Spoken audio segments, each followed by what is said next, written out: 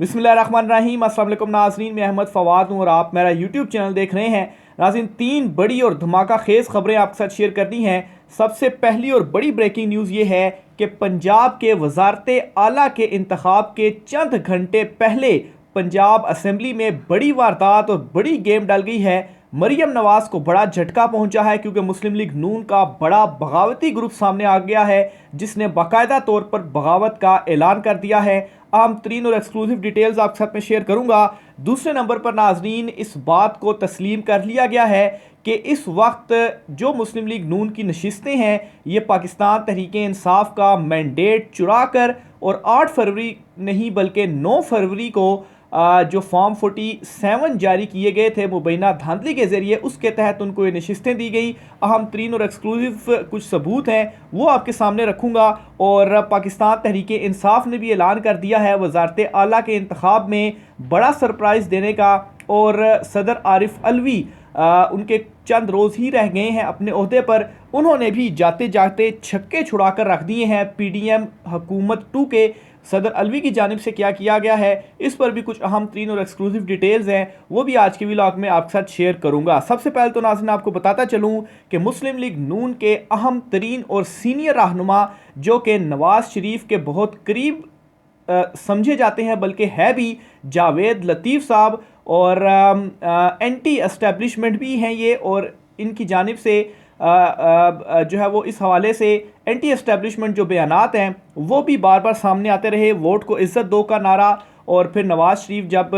London रवाना हुए, जब लंदन में थे तो उस वक्त जो वोट को इज़्ज़त दो का नारा था, नून लीग का जो जाली इनकलाबी ये बने हुए थे, तो इस तमाम तर बयानिए में जावेद लतीफ़ ने काफ़ी साथ भी दिया और फ्रंट फुट पर रह कर ये बोले। लेकिन अब अचानक से क्या होता है कि जावेद लतीफ़ जो हैं इनकी जानिब से ये इतराफ़ कर लिया गया है कि मौजूदा जो हुकूमत है या जो मौजूदा PDM हुकूमत बनने जा रही है, ये हुकूमत 8 फरवरी के जो इलेक्शंस हैं इसके जो नताइज थे इसके नतीजे में नहीं बनने जा रही, बल्कि ये 9 फरवरी के जो नताइज थे उनके नतीजे में वो बनने जा रही है। यानी कि 8 फरवरी को जो अवामी मैंडेट जो अवाम ने इमरान खान साहब को दिया था उसको छीना गया, और फिर उसके बाद 9 फरवरी को मुबैना तौर पर फॉर्म 47 तब्दील करके उसमें धांधली करके मुस्लिम लीग नून और पीपल्स पार्टी को नशिस्तें दिलवाई गई, और इस वजह से आज उनकी जो हुकूमत है वो बनाई जा रही है। ये बड़ा एतराफ़ है जो कि जावेद लतीफ़ की जानिब से किया गया है। इससे पहले चौधरी निसार अली खान साहब ये कह चुके हैं कि इन लोगों को जूते पड़ेंगे, और ये खुद नज़रें चुरा रहे हैं। चौधरी निसार अली खान का ये बयान गैर मामूली बयान है और इसको हल्का बिल्कुल नहीं लिया जा सकता। शाहिद खाकान अब्बासी की जानिब से ये बयान सामने आया है कि ये हुकूमत नहीं चल सकती क्योंकि ये मैंडेट इस हुकूमत को नहीं दिया गया जो हुकूमत बनने जा रही है PDM 2। तो ये तीन बड़ी गवाहियाँ हैं जो आ गई हैं। शाहिद खाकान अब्बासी और जो चौधरी निसार अली खान है, इनके हवाले से तो आप कह सकते हैं कि ठीक है अभी ये नून लीग का उस तरह से हिस्सा नहीं है, लेकिन जावेद लतीफ़ जो हैं वो अभी भी नून लीग के बड़े अहम और बड़े एक्टिव रहनुमा है, और उनकी जानिब से ये बयान देना ये बड़ी बगावत का सबूत है। फिर इसी तरीके से नाजरीन 32 सीटों के साथ इस वक्त क्या किया जा रहा है, पंजाब असम्बली की में अपना CM बनाने की कोशिश की जा रही है। मरियम नवाज़ को 17 सीटों के साथ शहबाज शरीफ को वज़ीर आज़म, जबकि 24 सीटों के साथ आसिफ जरदारी को सदर मुमलिकत और 0 सीटों के साथ MQM को गवर्नर का ओहदा देने के हवाले से इस वक्त जो तैयारियां हैं वो चल रही हैं। बहरहाल पंजाब असम्बली में भी जो मामलात हैं वो इस वक्त गड़बड़ हो चुके हैं। स्पीकर और डिप्टी स्पीकर तो ठीक है मुंतखब हो चुके हैं। चंद घंटों के बाद अब से जो वज़ारत आला का इलेक्शन है वो होने जा रहा है जिसमें मरियम नवाज़ वज़ीर आला की उम्मीदवार हैं। लेकिन इस एतराफ़ के बाद, जावेद लतीफ़ के एतराफ़ के बाद, ये बात साबित हो गई है कि मरियम नवाज़ जाली मैंडेट के ज़रिए, धांधली के ज़रिए वज़ीर आला बनने की जो कोशिश हैं वो कर रही हैं। और इस हवाले से आपने बिल्कुल घबराना नहीं है, मायूस नहीं होना। जो लोग ये समझते थे या वो सवाल ये पूछते थे कि हमने वोट तो दे दिया लेकिन उसका क्या फ़ायदा हुआ, धांधली से हमारी जो नशिस्तें थीं, जो जिसे हमने मैंडेट दिया था उसे धांधली करके उस मैंडेट के ऊपर जो डाका है वो डाला गया, लेकिन ऐसा हरगिज़ नहीं है। आपने जो वोट दिया है आपके वोट का फ़ायदा ये हो रहा है कि आपके वोट मैनेज नहीं हो पा रहे और इनके मुंह से खुद ये इतराफ़ अब निकल रहा है, इनकी चीखें अब खुद निकल रही हैं, क्योंकि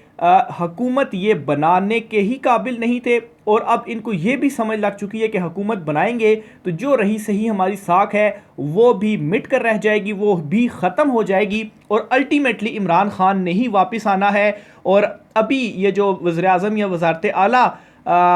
इनको दी जा रही है, ये बहुत हुआ तो 3 महीने 6 महीने या ज़्यादा से ज़्यादा भी साल रह पाएगी, इससे ज़्यादा इनके पास नहीं रहेगी। और यही फ़ायदा हुआ है आपके वोट देने का कि इनको इतनी ज़्यादा बुरी शिकस्त हुई है कि तमाम तर धांधली के रिकॉर्ड तोड़ने के बावजूद भी और तमाम तर ताकत के बावजूद भी ये जो मैंडेट अवाम ने इमरान खान साहब को दिया है उस मैंडेट को ये नहीं छीन पा रहे। बहरहाल अब जो कल इंतखाब होने जा रहा है, एक चीज़ तो कन्फर्म हो गई है कि पाकिस्तान तहरीक इंसाफ की सिर्फ पंजाब असम्बली में 200 से ज़ायद नशिस्तें थीं। जो हमने कुछ कैलकुलेशन की है 215 नशिस्तें पंजाब असम्बली में पाकिस्तान तहरीक इंसाफ की बनती हैं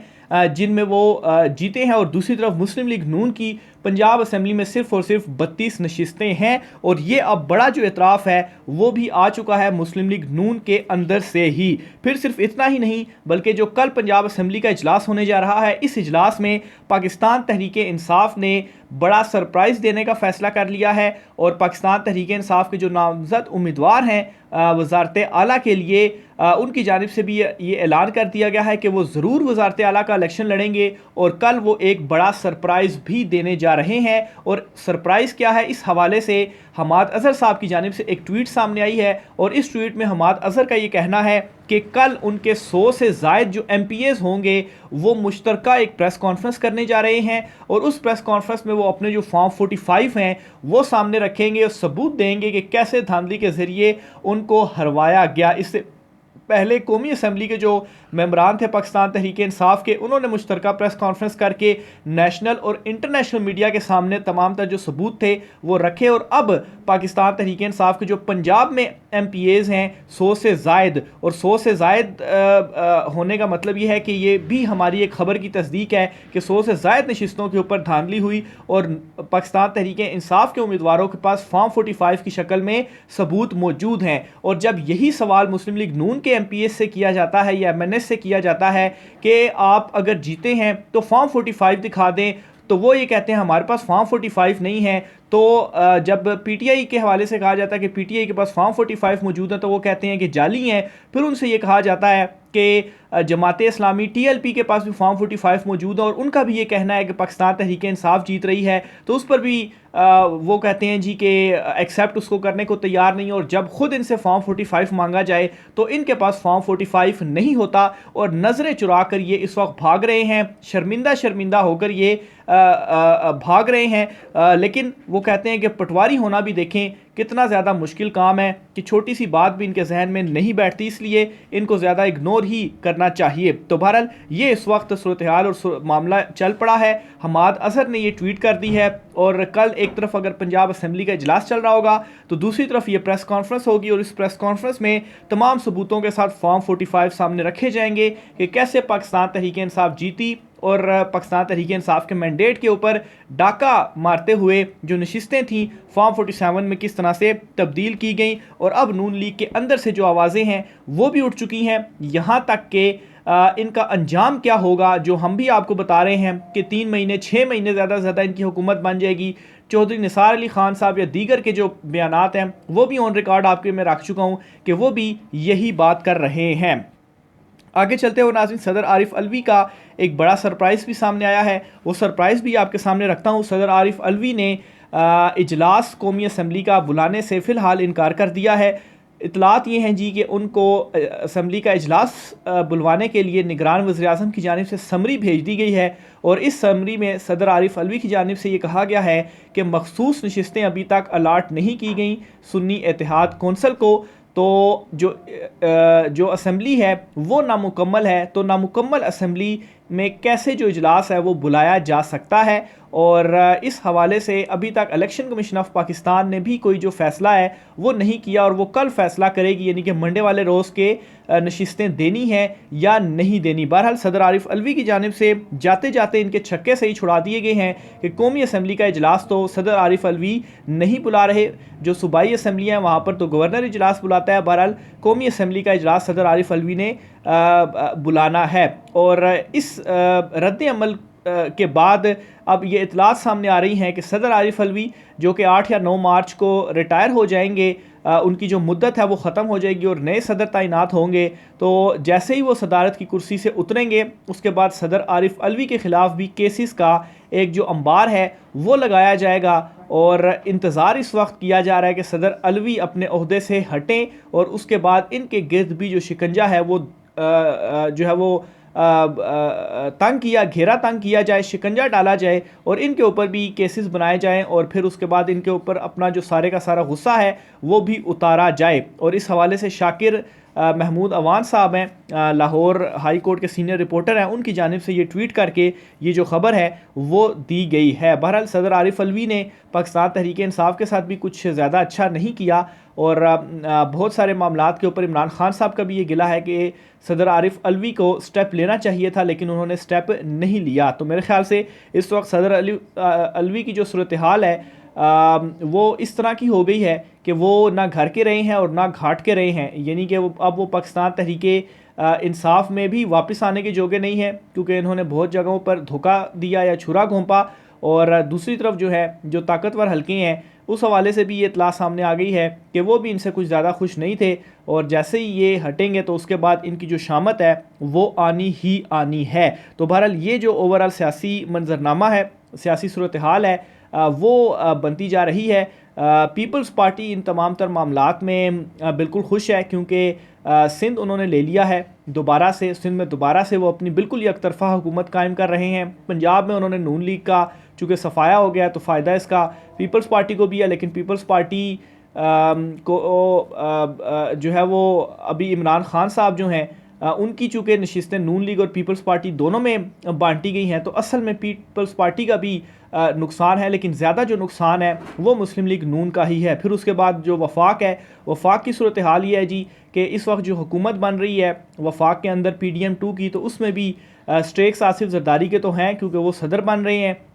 लेकिन हुकूमत का हिस्सा बनने से उनकी जानिब से जो इनकार है वो किया गया है। तो ओवरऑल जो सिचुएशन असेस की जाए तो मुस्लिम लीग नून तो बिल्कुल फारिग हो चुकी है। पीपल्स पार्टी इस तमाम तर सूरत हाल में ख़ुद को किसी हद तक बचाने में कामयाब हुई, यहाँ तक कि उन्होंने एक और बड़ा अपनी तरफ से खेल खेलने की कोशिश की कि इमरान खान साहब से उन्होंने राब्ते किए और कहा कि इमरान खान साहब हम आपके साथ मिलकर हुकूमत बनाना चाहते हैं, 2.5 साल कर लें या जो आपकी शराइत है उन शराइत के ऊपर ही हम आपके साथ हुकूमत बना लेते हैं ताकि इमरान खान के साथ हुकूमत हम बना लें और नून लीग को रगड़ा दें और फिर उसके बाद